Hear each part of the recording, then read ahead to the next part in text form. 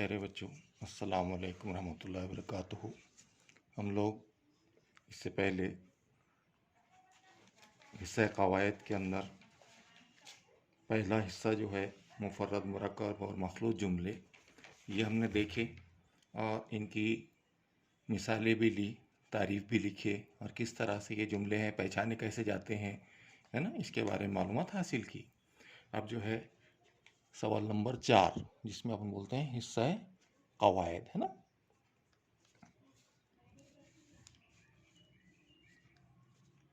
सवाल नंबर 4 हिस्सा है कवायद में पहला देख लिया हमने मुफर्रद, मुरक्कब और मखलूत का। अब दूसरा है मुहावरे, है ना। अब मुहावरे जो है ये दिए जाते हैं, है ना, और इसको हमको इस्तेमाल करना पड़ता है। तो मुहावरे जब तक हम समझेंगे नहीं, उसके मानी मालूम नहीं होंगे, तब तक हम उसको जुमलों में इस्तेमाल नहीं कर सकते। इसलिए पहले मुहावरों की तारीफ़ आपको मालूम होना चाहिए कि मुहावरा किसे कहते हैं, है ना, तो समझ में आएगा आपके। तो इसमें तारीफ़ जो है कि दो या दो से ज़्यादा लफ्ज़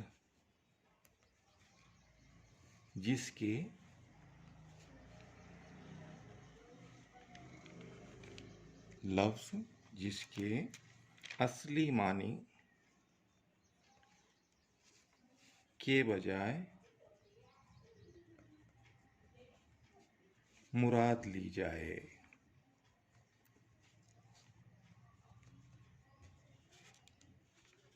उसे मुहावरा कहते हैं।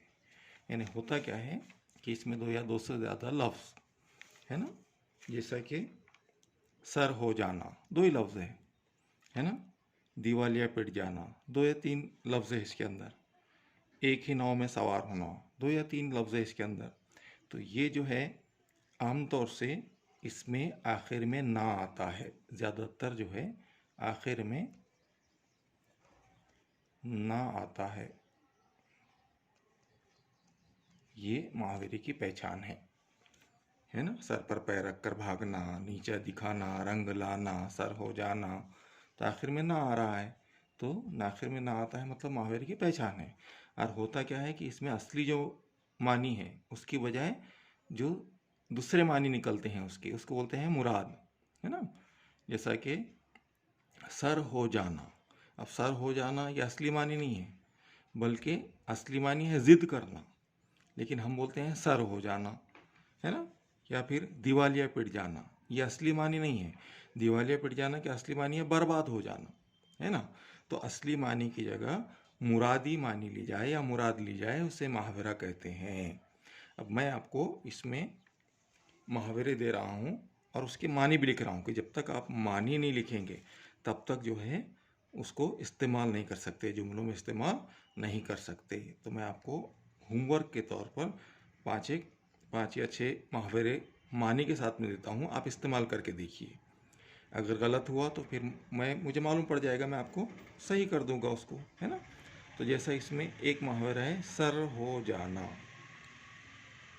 मानी होते हैं जिद करना। अब इसको जुमलों में इस्तेमाल करना है आपको, ठीक है।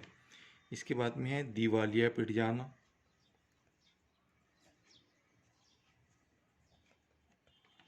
इसके मानी होते हैं बर्बाद होना, बर्बाद हो जाना मानी होते हैं इसके, है ना। एक है काफिया तंग करना, मुरादी मायने है काफिया तंग करना, है ना। मानी क्या हो रहा है इसके मालूम, परेशान होना या परेशान करना। ये आपको इस्तेमाल करना है जुमलों के अंदर। हाँ, नीचा दिखाना,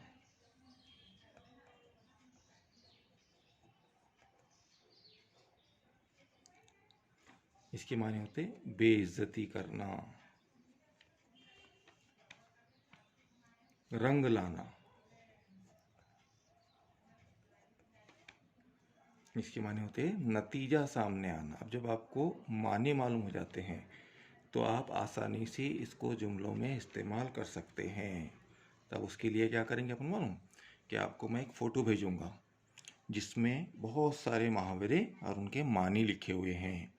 आपको सिर्फ क्या करना है, उसको अपनी कॉपी के अंदर तहरीर कर लेना है और एक दो मरतबा आप पढ़ेंगे तो आपको मानी मालूम हो जाएंगे। अब फिर वो किसी भी किस्म का अगर मुहावरा पूछे, आपको मानी मालूम हुए, आप उसको आसानी से जुमलों में इस्तेमाल कर सकते हैं।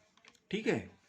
अब मुहावरा जो है, ये दूसरा सवाल है। सवाल नंबर 4 में पहला मुफर्रद मुरक्कब और मखलूत है, दूसरा जो है मुहावरे को जुमलों में इस्तेमाल कीजिए। मुहावरे देगा वो, सिर्फ मुहावरे देगा, मानी नहीं देगा, इसलिए आपको मानी मालूम होना चाहिए, फिर आप उसको आसानी से इस्तेमाल कर सकते हैं। और इसके बाद तीसरा जो है, इसमें कहावत देगा वो। कहावत ये अलग चीज़ है, जैसे हम इसकी तारीफ लिखेंगे आपको समझ में आ जाएगा कि कहावत किसे कहते हैं, है ना। उसको हटकर है, मुहावरे अलग है और कहावत अलग है। अब देखिए कहावत की जो तारीफ है उसको हम किस तरह से लिखते हैं समझ में आने के लिए, कि कोई तारीफ है उसकी, ख़ास बात जो बार बार तजुर्बे में आ चुकी हो। कोई ख़ास बात जो तजुर्बे में आ चुकी हो, यानी ज़िंदगी का तजुर्बा जो होता है उसमें कोई बात बार बार हो रही है और मौका पड़ने पर और मौका पड़ने पर इसकी मिसाल दी जाती है।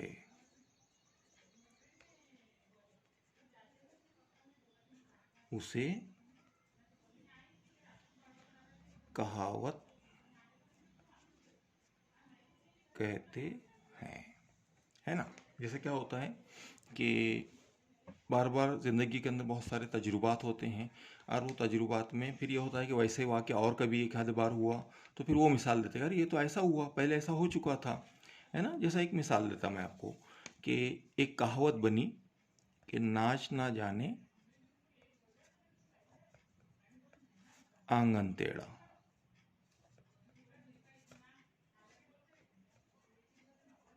ठीक है।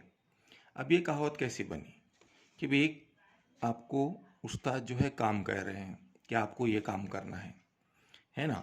और आप क्या बोल रहे हैं कि सर ये काम तो हम कर लेते थे लेकिन हमारे पास में पेन ही नहीं है ना। मतलब काम करना, आप बोल रहे हैं कि मैं करना चाहता हूँ लेकिन असल में आपको लिखते ही नहीं आता, लेकिन आप बहाना क्या कर रहे हैं कि हमारे पास पेन ही नहीं है ना। जैसा किसी ने कहा कि भाई आप डांस करो, नाचो, तो आप क्या बोल रहे हैं, नाचता तो बहुत अच्छा था मैं, नाचती तो बहुत अच्छी थी मैं, लेकिन आंगन जो है ना वो टेढ़ा है, उसकी वजह से मैं गिर जाऊंगी, हालांकि आपको आता नहीं है वो। तो बहाना बनाना, है ना, किसी चीज़ के लिए बहाना बनाना, उसको बोलते हैं नाच ना जाने आंगन टेढ़ा। कि अभी आपने क्या किया कि आपको वो काम आता नहीं है और आपने बहाना बना दिए, तो उसको बोलेंगे हम नाच ना जाने आंगन टेढ़ा। तो ऐसा कोई वाक्य जो हुआ हुआ रहता पहला, तो पुराने लोग क्या करते थे, मिसाल देते थे, ऐसे उसको कहावत बोलते हैं। तो ऐसी बहुत सारे, जैसी करनी वैसी भरनी, है ना।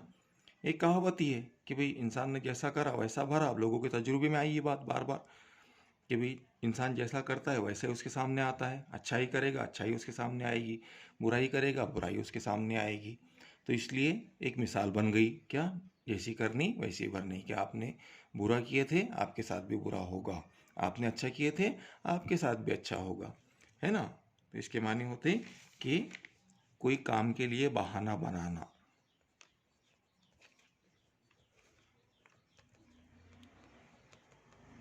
है ना। ये बहाना बना रहे हैं कि भाई आता नहीं है और आप क्या बोल रहे हैं, नहीं नहीं आंगन टेढ़ा है, नहीं तो मैं तो डांस कर लेता था या कर लेती थी, है ना। तो ये नाच ना जाने आंगन टेढ़ा। अब देखिए कुछ मैं आपको इसमें जो आपको पूछे जाते हैं कि कैसी कहावत होती है। कहावतों में दो किस्म के से सवाल करता है। एक तो क्या करेगा कि आपको मानी बता देगा, कोई काम के लिए बहाना करना। अब आपको क्या लिखना है, इसकी कहावत लिखना है। ठीक है। दो तरीके से सवाल होंगे, एक तो कहावत देगा आपको मानी लिखना पड़ेगी, एक तो मानी देगा, आपको कहावत लिखना पड़ेगी एक। दूसरा ये कि वो आधी कहावत देगा, आधी आपको लिखना पड़ेगी। नाचना जाने, और यहाँ पर वो खाली जगह दे देगा इसी सवाल के अंदर। तो फिर अब आपको क्या लिखना है, यहाँ लिखना है आपको आंगन टेढ़ा, यानी आधी कहावत लिखेगा, आधी आपको लिखना है ना। तो इस तरह से कहावत पर सवाल आएगा 2 नंबरात के लिए। और वो सवाल कैसे होगा कि एक तो वो कहावत देगा, आपको मानी लिखना पड़ेगी, मानी देगा, आपको कहावत लिखना पड़ेगी। 2 तरीके हो गए। तीसरा तरीका ये कि वो आधी कहावत देगा और आपको उसको मुकम्मल करना पड़ेगा, है ना। आया समझ में आपके? इस किस्म से सवाल आएगा। कुछ मैं लिख देता हूँ जिसके मानी भी आपको मालूम होना चाहिए, है ना। जैसा एक बोलते हैं भाई, नेकी कर दरिया में डाल, है ना। नेकी कर दरिया में डाल। अब ये हुई कहावत। इसकी अगर मानी है तो उसके मानी ये है कि भलाई करके भूल जाना। यानी जिंदगी के अंदर जो तजुर्बात आए, वो तजुर्बात से लोगों ने कहावतें बनाई कि इंसान ने क्या करना चाहिए, नेकी करने के बाद में भूल जाना चाहिए, भलाई करने के बाद में भूल जाना चाहिए। तो ऐसी जगह पर क्या बोलते हैं, अरे भाई नेकी कर दरिया में डाल, है ना। एक कहावत है, चोर की दाढ़ी में तिनका। मतलब कि चोर जो है अपनी हरकत से पहचाना जाता है। चोर, ये इसके मानी हो रहे हैं, अपनी हरकत से पहचाना जाता है। जैसे कि अब इसको एक मिसाल देता मैं कि एक जगह चोरी हो गई और बहुत सारे चोरों को जो है पकड़ के लाया गया, है ना। अब मालूम नहीं था कि किसने चोरी की। तो जो पूछने वाला था चोरी के बारे में, वो बहुत होशियार था। उसने कहा कि भाई मुझे मालूम है कि चोर कौन है, और मैं देख रहा हूँ कि चोर वो है जिसकी दाढ़ी के अंदर एक तिनका फंसा हुआ है। तो अचानक चोर ने क्या करा, अपनी दाढ़ी को साफ करना शुरू कर दिया कि भाई मेरी दाढ़ी में तिनका होगा जब भी तो मेरे को बोल रहे, यानी चोर पकड़ गया इसकी वजह से। तो चोर अपनी हरकत की वजह से पकड़ा जाता है। फिर आपने सुने होंगे, आम के आम गुठलियों के दाम, है ना। ये कहावत है, आम के आम गुठलियों के दाम। तो इसके मायने क्या होते हैं कि ऐसा काम जिसमें फ़ायदा ही फ़ायदा हो, ऐसा काम जिसमें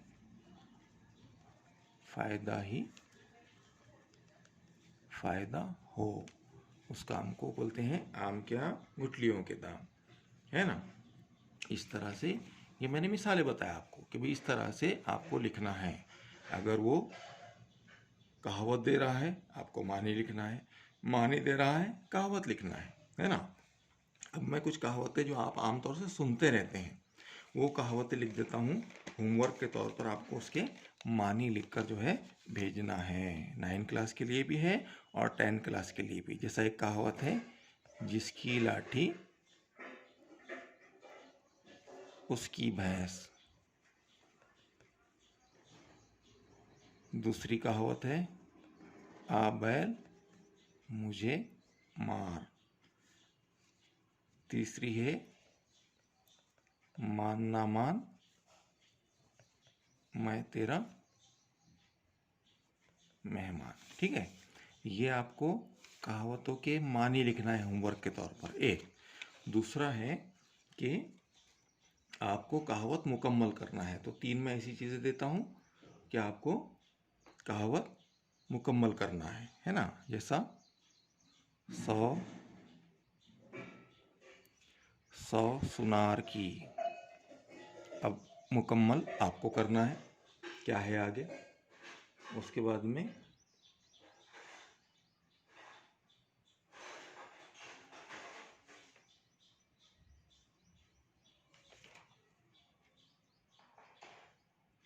धोबी का कुत्ता।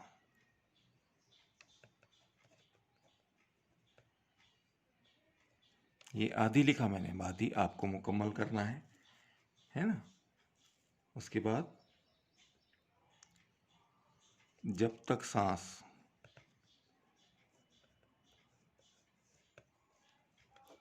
मुकम्मल आपको करना है। उल्टा चोर आपको मुकम्मल करना है ना। ये 4 कहावतें मुकम्मल करना है और ये 3 कहावतों के आपको माने लिखना है होमवर्क के तौर पर। ये अपना ग्रामर सेक्शन के अंदर जो है अभी सवाल नंबर 4 के 3 क्वेश्चन हुए अपने, है ना। पहला मुफर्रद, मुरक्कब और मखलूत जुमले, दूसरा है मुहावरों को जुमलों में इस्तेमाल कीजिए। ये देखा हमने किस तरह से करना है, मुहावरा किसे कहते हैं आमतौर से। फिर आपको बता देता हूँ कि आखिर में अगर ना आ रहा है तो समझ जाना कि वो मुहावरा है। सभी में आएगा ऐसा नहीं है, लेकिन आमतौर से आखिर में मुहावरे में ना आता है। उसके बाद में है तीसरा जो है वो है कहावत, है ना। तो कहावत में 3 किस्म से क्वेश्चन कर रहा है वो। एक तो वो कहावत की मानी पूछ रहा है, या फिर मानी लिखकर कहावत पूछ रहा है, या तीसरा तरीका कि आधी कहावत लिख रहा है और आधी आपको लिखना है। इस तरह से ये हमारा दूसरा और तीसरा पोर्शन ख़त्म हुआ। अब कल हम चौथा जो है असनाफ़ सुखन, है ना, गज़ल, हम, रुबाई, इसकी तारीफ़ें लिखेंगे और मैं आपको समझाऊंगा कि कैसी चीज़ को क्या कहा जाता है। मिसाल बताया था मैं कि भाई ऐसे नज़्म जिसमें अल्लाह ताला की तारीफ़ की जाए, तो वहाँ पर आपको लिखना है हम्द, है ना। तो उसमें भी क्या करेगा वो, एक तो तारीफ़ देगा, वो तारीफ़ को आपको पहचानना है, या सिर्फ नाम देगा हम्द, फिर आपको तारीफ़ लिखना है। ये 2 किस्म से क्वेश्चन उसमें बनेंगे। और पांचवा जो है वो सनतों के बारे में है, सनतें भी मैं आपको समझा दूंगा। इस तरह से आज का हमारा ये वर्क ख़त्म हो रहा है। इत्मीनान से आपको ये करना है, इसको भी तहरीर करना है जो मैंने दिया। और इसके अलावा मैं आपको कुछ कहावतें और कुछ मुहावरे वो कल भेजूंगा, क्योंकि अभी भेजूंगा तो इसके अंदर अपना सवाल है अभी, तो वैसा आप इस्तेमाल कर लेंगे। तो मैं क्या करूँगा कि आपको जो है पूरी लिस्ट बहुत सारे मुहावरों की और एक लिस्ट बहुत सारी कहावतों की भेजूंगा, वो आपको तहरीर करना है। ठीक है। अस्सलामु अलैकुम रहमतुल्लाहि व बरकातुहू। इसके अंदर तमाम चीज़ें जो है आपको समझ में आना चाहिए, है ना। जो चीज़ समझ में नहीं आप जो है पूछ सकते हैं, है ना, कि इसमें क्या क्या चीज़ें हैं और किस तरह से लिखी गई है। ठीक है। अस्सलामु अलैकुम रहमतुल्लाहि व बरकातुहू।